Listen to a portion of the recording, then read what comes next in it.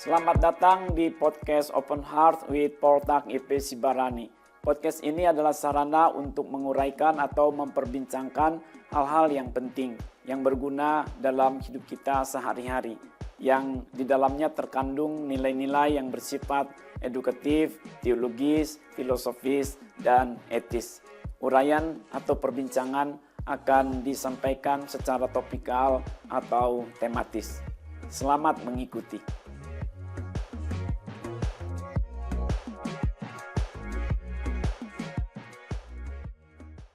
Topik yang akan diperbincangkan pada edisi ini adalah komunikasi yang efektif. Komunikasi yang efektif. Untuk memperbincangkannya sudah hadir dua kawan saya. Yang pertama adalah Bapak Iman Kurniadi. Lalu Ibu Rohana. Bapak dan Ibu, perbincangan kita seputar atau mengenai komunikasi yang efektif. Tujuan dari perbincangan ini agar kita berhasil dalam berkomunikasi dengan sesama. Dengan komunikasi yang efektif akan ada kebahagiaan di antara kita yang berkomunikasi. Hasil yang maksimal bahkan optimal. Sehingga kita dapat lebih saling memahami, dapat lebih saling mendukung satu sama lain. Dengan demikian persatuan di antara kita sebagai sesama pada konteks dan bidang yang masing-masing itu semakin dapat terbangun. Dan tentulah kalau kita ada persatuan, maka akan ada kekuatan yang lebih lagi untuk mencapai cita-cita kita bersama. Untuk itu diperlukan langkah-langkah yang juga tepat dalam rangka membangun komunikasi yang tepat.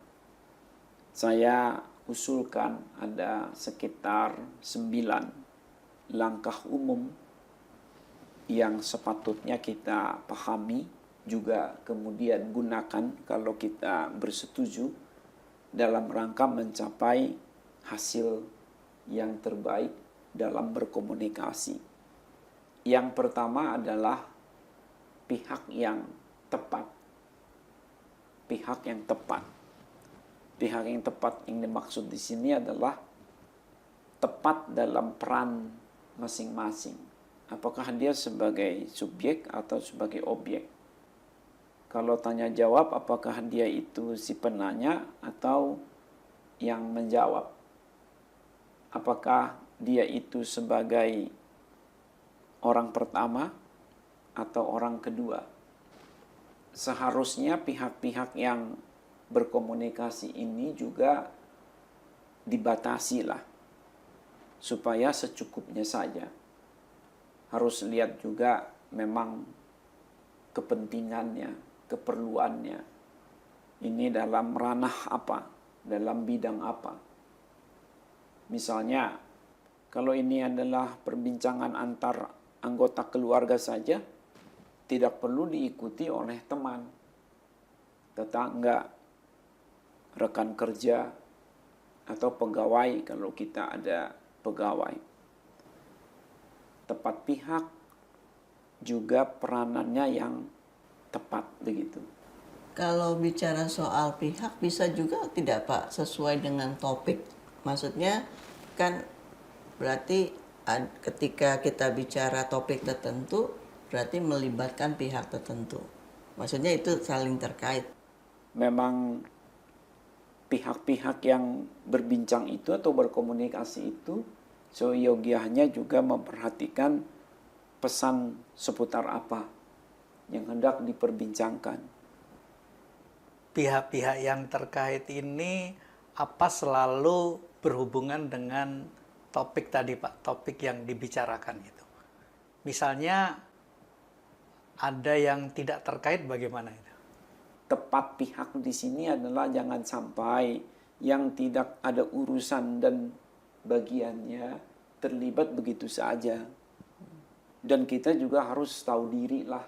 Kalau memang itu kita secara tidak sengaja terlibat atau dilibatkan, janganlah kita ungkapkan kepada pihak lain lagi. Karena kita tidak boleh juga memperluas wilayah komunikasi yang bukan bagian kita di dalamnya. Jangan sampai nanti kita tidak sengaja atau tidak tidak disangka-sangka berbarengan kita lewat, kita mendengar dua orang sedang bertengkar sebagai suami istri. Ngapain kita memberitahukan pertengkaran itu kepada keluarga kita di tempat lain? Kan tidak ada urusannya. Jadi kita juga haruslah sebagai pihak yang terlibat secara tidak langsung atau tidak sengaja, tahu dirilah istilahnya. Karena kita juga dapat mengalami hal yang sama oleh pihak lain. Jadi kita harus bersikap ada keadilan sosial. Jangan sembarangan kita sok-sok mau menjadi seperti narasumber yang sebenarnya bukan urusan kita. Itu kan berarti tidak tepat pihak kita di dalamnya. Kalau kita mau menanyakan soal sekolah anak kita, ya janganlah kita lebih dengarkan kepada orang tua teman anak kita. Yang tepat pihak yang kita harus tanyakan perihal sekolah anak kita ya ibu atau bapak gurunya.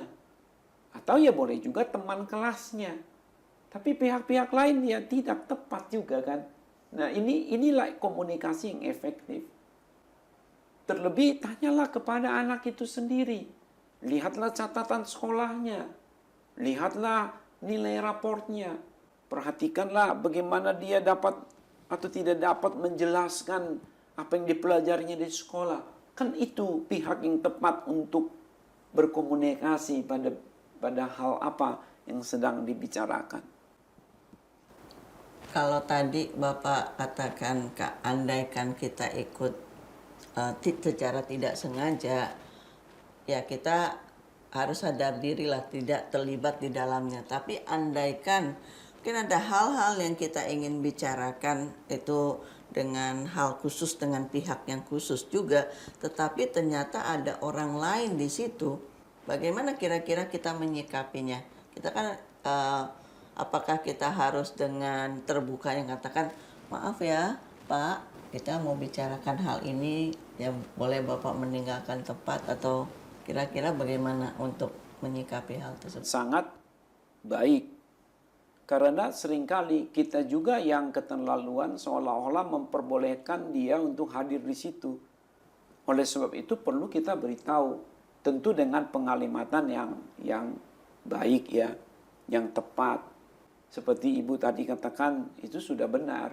Maaf sekali, saya bolehkah berbincang hanya dengan Bapak ini dulu karena ada hal yang cukup serius atau yang hanya kami yang perlu tahu.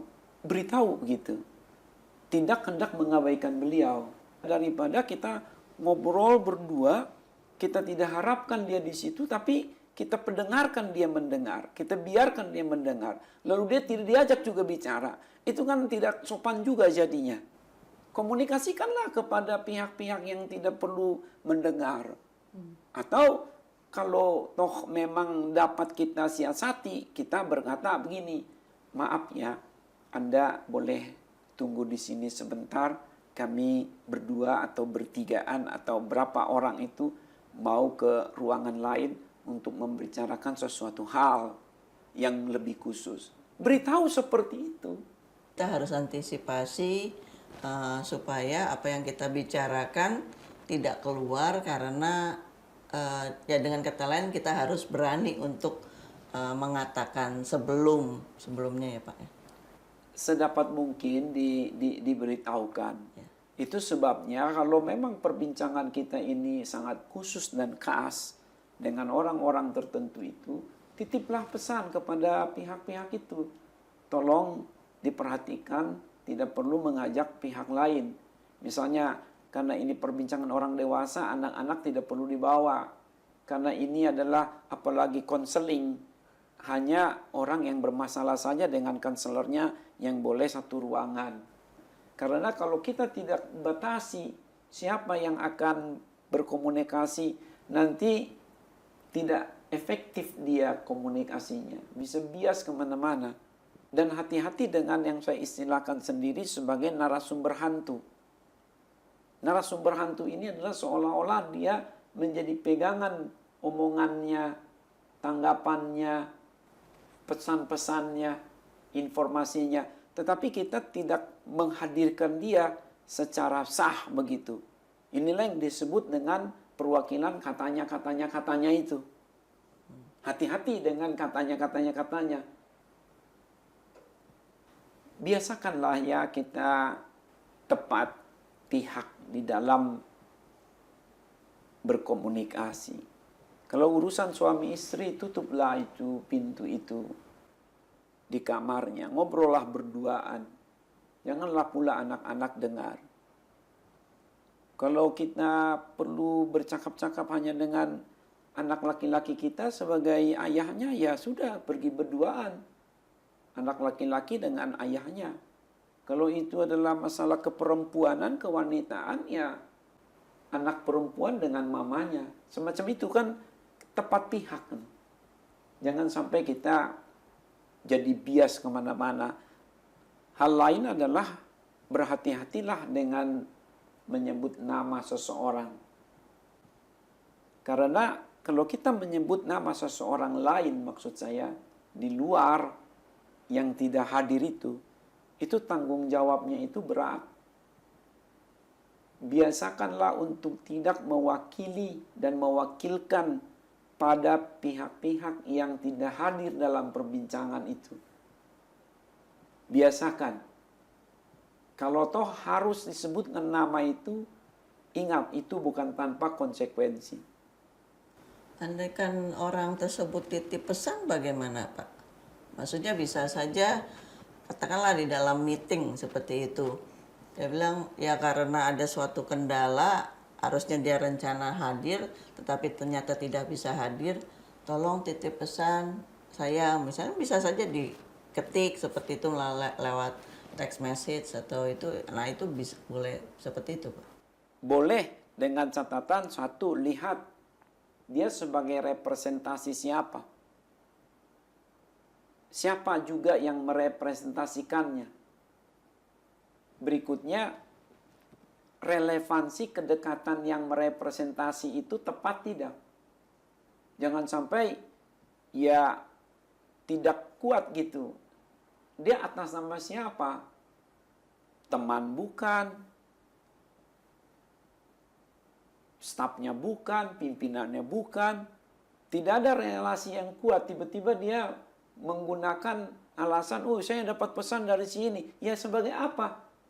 Biasanya yang demikian dalam rangka menghindari kericuhan dalam perbincangan dan komunikasi, diabaikan itu dengan dicatat bahwa dengan segala permohonan maaf bagi yang tidak hadir, kita tidak banyak bicarakan. Sampai nanti beliau itu dapat hadir kembali.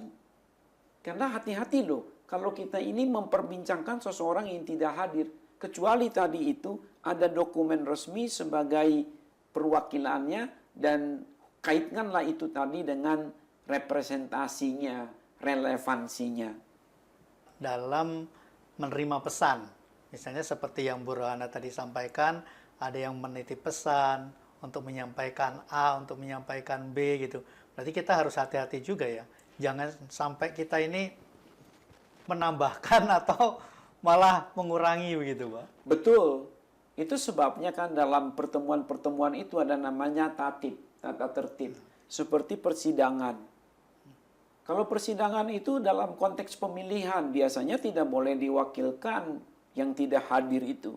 Kecuali ada ketentuan resmi soal itu. One man, one vote. Yang memilih dan yang dipilih adalah yang hadir. Berikutnya adalah kita tepat pesan. Pesannya itu yang tepat. Supaya pesan itu lebih tepat, biasakanlah untuk menuliskannya dulu. Merenung-renungkan sedemikian rupa. Fix gitu. Apa yang kita mau sampaikan? Pesannya itu apa? Soal apa? Bagaimana? Ini berkaitan juga dengan durasi. Dalam perbincangan itu, biasanya kita bagilah itu menjadi 3 plot gitu ya. 3 tahap atau 3 babak. Mula-mula adalah pendahuluan atau pengantar. Disitulah ada sapaan-sapaan, ada basa-basi, tanya-tanya yang sifatnya itu ya sebagai pembuka saja. Sebagai semacam icebreaker atau ice breaking. Sehingga suasana persaudaraan lebih segar, lebih rileks. Lalu masuklah kepada pesan pokok. Pesannya apa? Ayah berkata apa kepada kita? Kalau itu dari ayah. Apa pesan dari bos? Kalau itu adalah antar karyawan yang sedang meeting misalnya. Atau apa yang kita mau laporkan sebagai hasil kerja kita kepada para pemimpin kita misalnya. Apa pesannya? Harus jelas gitu. Bagian berikutnya adalah bagian penutup. Penutup ya kita dapat akhiri dengan kata-kata ucapan terima kasih.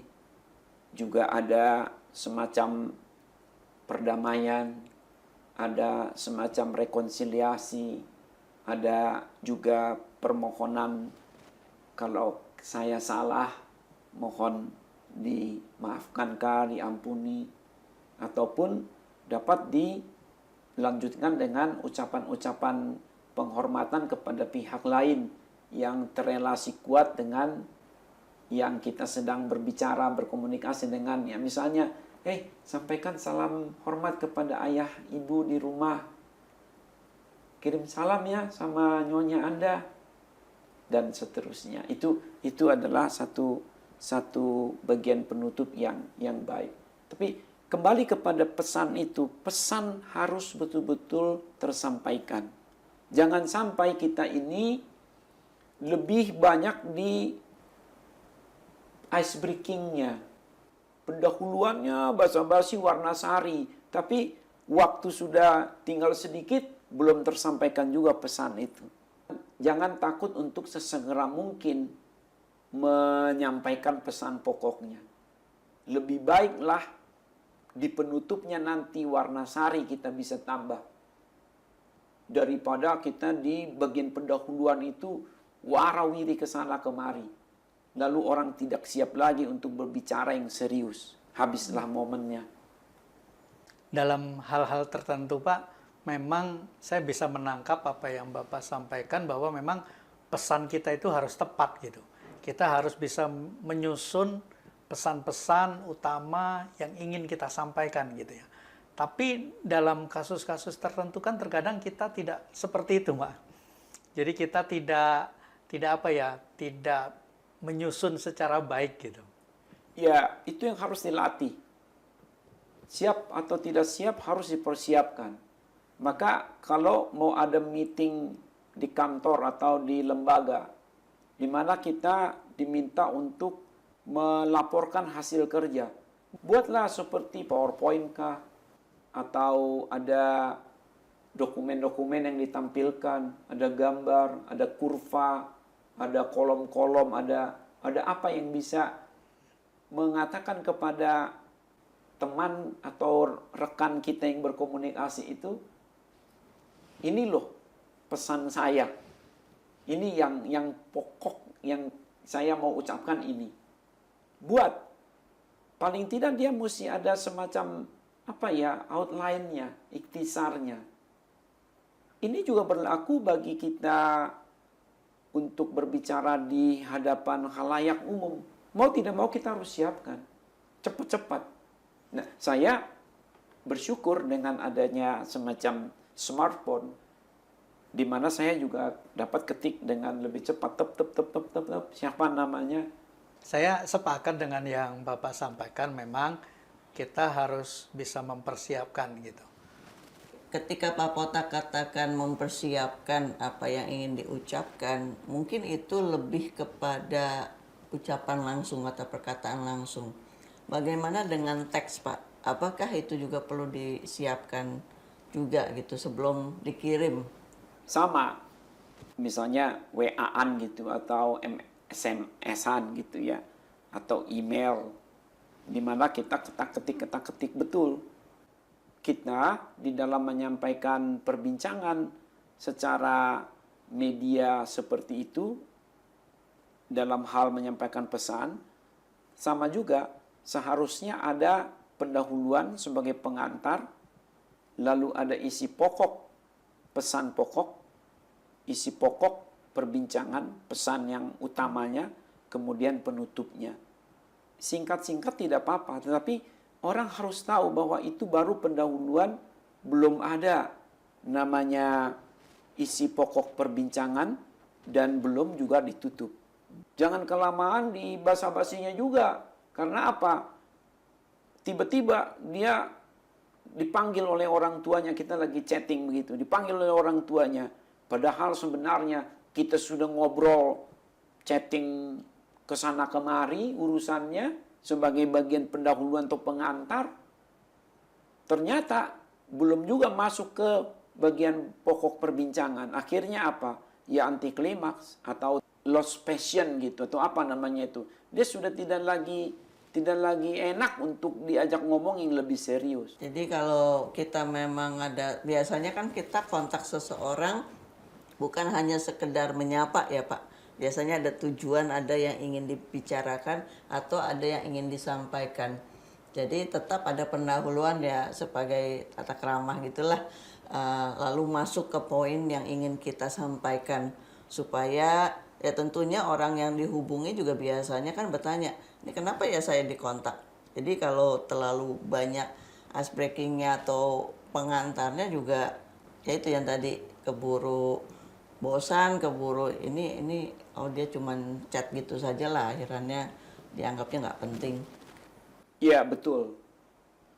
Dan hati-hati jangan langsung seperti kalau itu chatting langsung ke bagian penutup. Misalnya terima kasih ya sudah berbincang dengan saya. Loh, padahal belum diomongkan gitu apa yang mau dipesankan. Jadi mengucapkan kata terima kasih pada teks chattingan itu atau SMS-an itu hati-hati loh. Jangan sampai mereka di sana itu salah memahami, dianggap sudah selesai karena sudah ada terima kasih. Usul saya, kata terima kasih atas perhatiannya jangan taruh di tengah-tengah apalagi di depan. Harus itu bagian belakang. Bagian penutup itu. Tunggu direspon dulu. Tunggu direspons baru katakan terima kasih atas perhatiannya. Jangan apa-apa GBU apa? Dianggap sudah selesai gitu. Ini soal komunikasi yang efektif. Lalu ada hal lain lagi adalah begini. Bagaimana kalau pesan-pesannya itu bertingkat-tingkat atau beberapa topik atau beberapa bagian yang kita harapkan dapat diperbincangkan sekaligus pada satu pertemuan. Nah, kita berarti harus lebih pandai lagi memplot pendurasiannya. Kita harus betul-betul dapat menggunakan katakanlah 10 menit untuk membicarakan dua hal yang berbeda ya dengan orang itu. Maka berarti kita harus 5 menit untuk hal yang pertama, 5 menit lagi untuk hal yang kedua. Katakan kita berbincang dengan anak kita. Satu soal keuangan, uang jajannya. Satu lagi soal nilainya di sekolah. Ini jangan dicampur aduk toh. Jadi kita mesti lihat dulu nih. Usul saya adalah buat dia bertingkat. Buat dia yang lebih ringan di depan, lalu yang lebih berat di belakang. Jangan dibalik, yang lebih berat di depan, yang lebih ringan di belakang. Dia itu nanti bisa anti klimaks. Kalau kita mau memperbincangkan 2 atau lebih pesan atau topik atau hal, maka kita harus ada jedahnya. Kita percepat bagian itu dibahas, lalu kita kasih kalimat penghubung lah begitu. Sebagai penyambungnya kemudian. Seolah-olah itu ya seperti dalam tulisan ada judul barukah atau paragraf selanjutnya. Haruslah ide-ide pokok perbincangan itu jangan campur aduk itu. Kalau sudah selesai ya sudah gitu. Lalu kita katakan, ya bolehkah saya berbincang hal lain? Minta izin dulu gitu. Ketika kita akan mengirimkan pesan kepada lawan bicara kita atau pihak lain yang berkomunikasi dengan kita, maka sediakanlah beberapa saat secukupnya untuk merenungkan lebih dahulu sebelum kita ini mengirimkan pesan itu. Dan kalau sudah terkirim pesan itu, semoga tidak salah, tapi kita setelah mengirimnya harus baca ulang lagi yang kita sudah kirim itu. Benarkah demikian? Semakin serius perbincangan atau hal yang kita perbincangkan, maka harus semakin beri perhatian kepada yang kita kirimkan itu. Daripada kita nanti jadi keburu ditanya oleh orang lain. Kalau ditanya masih mending, bagaimana kalau langsung disalahpahami? Itu repot sekali itu. Berarti kita tidak efektif dalam berkomunikasi. Dalam rangka berkomunikasi efektif, kita juga harus memperhatikan namanya suara yang tepat. Suara yang tepat. Suara yang tepat adalah suara yang secukupnya. Suara yang proporsional. Semacam perbincangan ini. Kalau ini volumenya terlalu keras, itu akan memekakkan telinga. Tapi kalau terlalu pelan, juga itu capek sekali untuk didengarnya tidak jelas. Besar kecilnya suara itulah volume. Lalu ada tinggi rendahnya, suara itu namanya adalah nada gitu. Jadi antara volume dengan nada. Kita dalam perbincangan itu suaranya harus seproporsional mungkin. Perhatikan juga dengan siapa kita berbincang atau berkomunikasi. Kalau itu orang yang sudah lanjut usia, belum tentu suara kita harus pelan itu lebih baik. Bisa saja maaf cakap, jangan-jangan dia sudah sulit mendengar. Berarti kita justru kepada orang tua harus bicara lebih keras. Tetapi sekeras apapun suaranya, jangan nadanya ikut tinggi. Karena yang lebih sensitif di dalam perbincangan itu bukan volumenya yang keras, yang menyinggung perasaan. Tetapi nadanya yang terlalu tinggi, itu yang dapat menyinggung perasaan. Jadi perhatikanlah itu di dalam perbincangan. Kalau kepada anak pun demikian. Kalau memang kita mau mengatakan sesuatu yang lebih serius, ya kita harus lebih kalem, lebih tenang, tapi lebih padat gitu, lebih firm gitu. Kalau kita semakin cepat-cepat berkata-kata, semakin mungkin salah dalam berkata-kata. Semakin kita tenang berkata-kata, semakin lebih mungkin benar dalam berkata-kata. Jadi kalau kita mau membangun komunikasi yang efektif, jangan ngebut-ngebut, jangan terlalu cepat di dalam berbicara. Lihat namanya apa itu? Namanya speednya, speed perbincangan kita, komunikasi kita. Begitu pula di dalam komunikasi lewat media. Kita main SMS aja gitu ya. Katanya chatting, tapi dia udah tahu ilmu chattingnya. Chatting itu ada ilmunya. Dimana kita kalau mau chatting, saya sebenarnya tidak suka chatting. Saya lebih suka menggunakan satu lembar, di situ semuanya. Ada pendahuluannya, ada isi pokoknya, ada penutupnya. Saya lebih senang begitu. Karena saya mungkin masalah tipikal, tetapi lebih kepada sebenarnya saya tidak mau message-nya itu terpotong gitu. Saya mau itu dipahami dengan utuh. Karena ada kalanya lebih baik kita menyampaikan secara tertulis daripada lisan. Ada kalanya kalau itu hal-hal yang serius, yang butuh mengingat data, jangan lisan. Buat tertulis. Tetapi kalau itu adalah perbincangan untuk membangun kehangatan langsung, jangan tertulis, tapi lisan. Jadi lihat kepentingannya. Semakin dia itu menggunakan data, semakin tertulis lebih baik. Semakin dia itu hanya untuk membangun relasi, semakin lisan, semakin lebih baik. Itu perlu kita pahami ya. Tadi itu contoh mundur sedikit lagi soal orang chatting. Chatting itu tanya jawab tertulis lewat media. Itu namanya chatting. Misalnya satu kalimat, hai, dijawab hai. Apa kabar? Dijawab baik. Itu namanya adalah chatting. Nah kalau kita chatting cepat-cepat, banyak gitu, belum dibalas, belum dibaca, tiba-tiba masukin lagi sini. Akhirnya ini orang nggak ngerti chatting kali ya.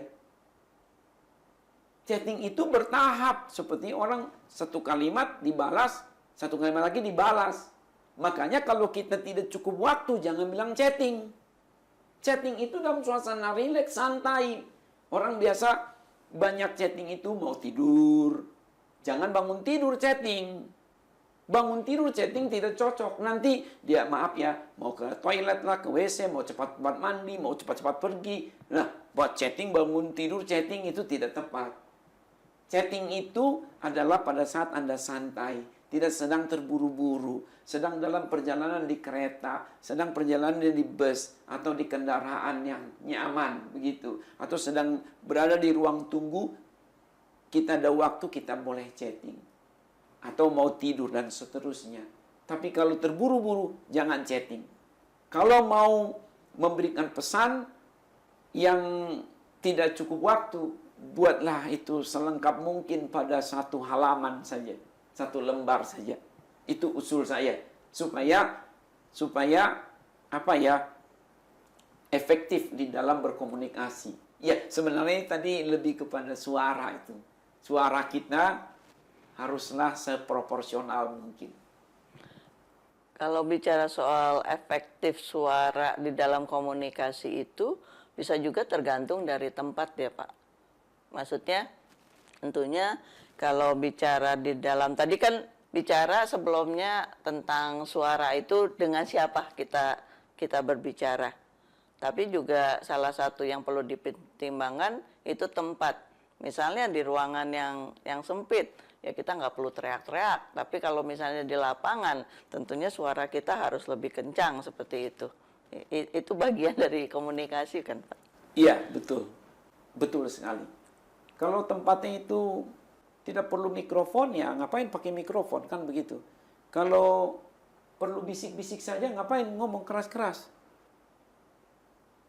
Ini juga berkaitan dengan pesan apa yang kita mau sampaikan. Kalau ini rahasia, biasanya itu ya setengah suara. Bahkan bisa hanya kita bisikkan di telinganya saja. Harus kita proporsional dalam bersuara. Dan ini berkaitan juga dengan, maaf ya, bagaimana smell-nya kita punya suara gitu. Suara itu ada smell gak sih? Ya, ada. Ya suara sebenarnya tidak ada smell, tapi mulut kita ini, Nafas. nafasnya itu hati-hati. Kalau memang kita baru mengkonsumsi sesuatu yang bau atau aromanya agak menyengat, ya kita hati-hatilah begitu.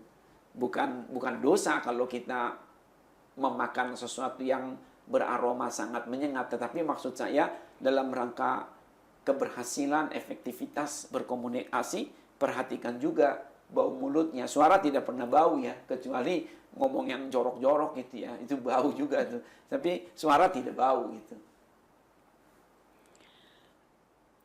Kalau bicara suara juga Pak, ini katakanlah terkait dengan etiket. Tadi Bapak bilang, ya kalau ada hal yang mungkin rahasia, ingin dibicarakan, ya bisik-bisik lah. Tapi kan kadang-kadang di dalam suatu momen tertentu, mungkin ada orang lain yang bersama dengan kita, tapi kita tidak mau libatkan mereka. Yang seperti tadi, pihak ini tidak mau kita libatkan di dalam pembicaraan itu. Tapi kita ingat, wah ada sesuatu nih yang saya ingin sampaikan. Nah, kira-kira bagaimana Pak? Jadi katakanlah kita bertiga sini, bilang, waduh kayaknya Pak Iman harusnya tidak perlu dengar nih. Nah, akhirnya saya bisik-bisik dengan Pak Poltak, sedangkan Pak Iman hadir di situ. Jadi kan itu rasanya, ya mungkin Pak Iman juga merasa, apa sih gitu kan. Nah itu bagaimana mengantisipasi hal seperti itu, apa yang harus kita lakukan? Ya, memang harus pandai-pandai mengatakan kepada yang bersangkutan.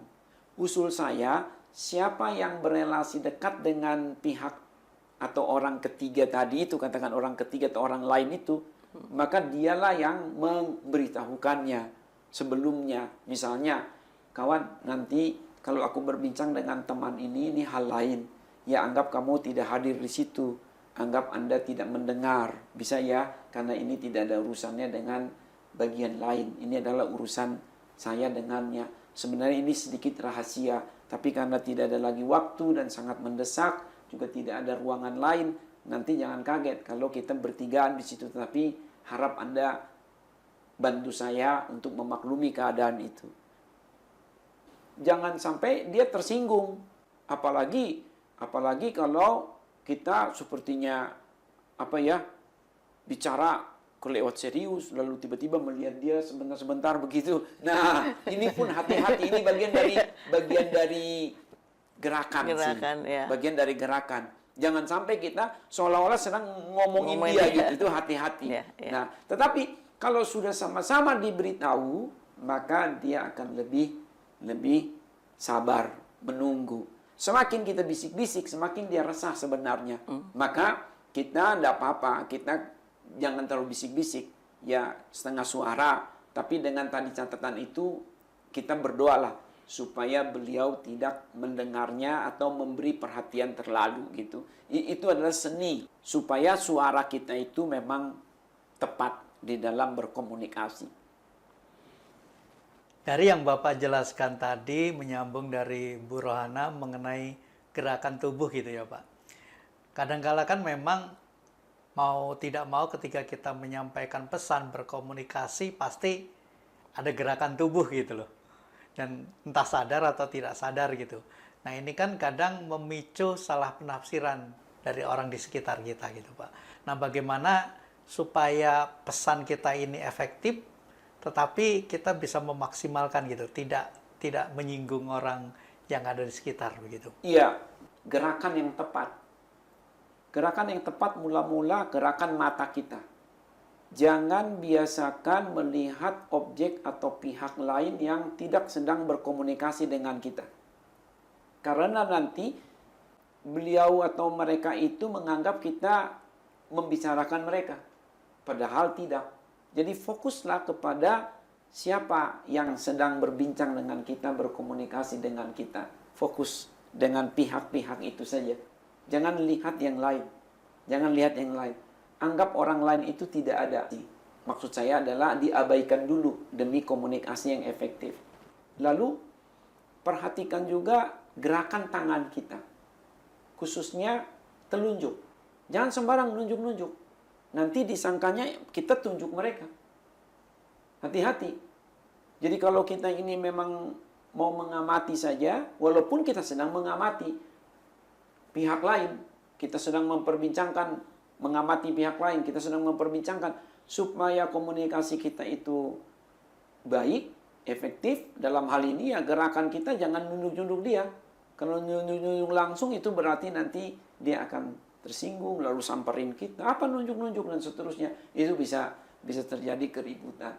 Lalu kalau kita ini juga gerakan mata kembali, jangan melihat satu bagian lain dari orang yang kita berkomunikasi dengannya yang tidak diperlukan, yang tidak ada urusannya dengan komunikasi. Misalnya, maaf ya, jangan kita lihat bagian tubuhnya dari bagian sini, leher ini ke bawah. Tidak perlu. Kecuali tangan yang mau menggerakkan sesuatu sebagai sinyal apa yang mau dikatakan. Kalau kita mau berkomunikasi, perhatikan dari leher bagian atas ini dagu ini, sampai ke kepala. Ini saja sebenarnya yang boleh kita perhatikan di dalam berkomunikasi. Jangan sampai kita perhatikan di bawahnya. Apalagi pada titik-titik tertentu, sorry ya, to say ya, yang sifatnya itu ya dianggap itu agak titik-titik kerawanan pada bagian tubuh tertentu. Hati-hati. Jadi walaupun mungkin saja kita kaget ya, kok dandanannya begitu, kok pakaiannya begitu. Ya, di sini dibutuhkan kedewasaan. Jangan sampai kita jadi ya sudahlah, ini ya siapa suruh gitu ya, kesempatan melihat ini dan itu. Jangan. Nanti komunikasi kita tidak efektif. Gerakan kita itu sangat mempengaruhi, mata kita ini sangat mempengaruhi berkomunikasi. Karena kadang-kadang ada orang mau menarik simpati kita dengan cara lain, padahal tujuannya tidak baik. Sementara komunikasi yang seharusnya tidak berjalan dengan lancar. Itulah seperti dalam konseling. Sebenarnya kita mau menggali persoalannya, tapi dia tidak siap atau dia mengalihkannya dengan gaya-gaya yang menarik dari sisi lain. Nah, akhirnya konselingnya tidak berhasil di dalam memetakan masalah, apalagi menyelesaikannya. Jadi dari sini ke sini, baik dalam pertemuan pribadi maupun pertemuan yang lebih umum. Hati-hati itu. Harus kita jaga betul. Kecuali tadi ya, tangan. Tangan ini misalnya kalau ada dua gitu ya, kita perlu lihat gitu. Oh, saya nggak boleh lihat bagian yang bukan dari dagu ke kepala. Tangan juga nggak perlu. Ya jangan. Tangan perlu kita lihat. Khususnya simbol-simbol atau sinyal-sinyal yang mau dikatakannya.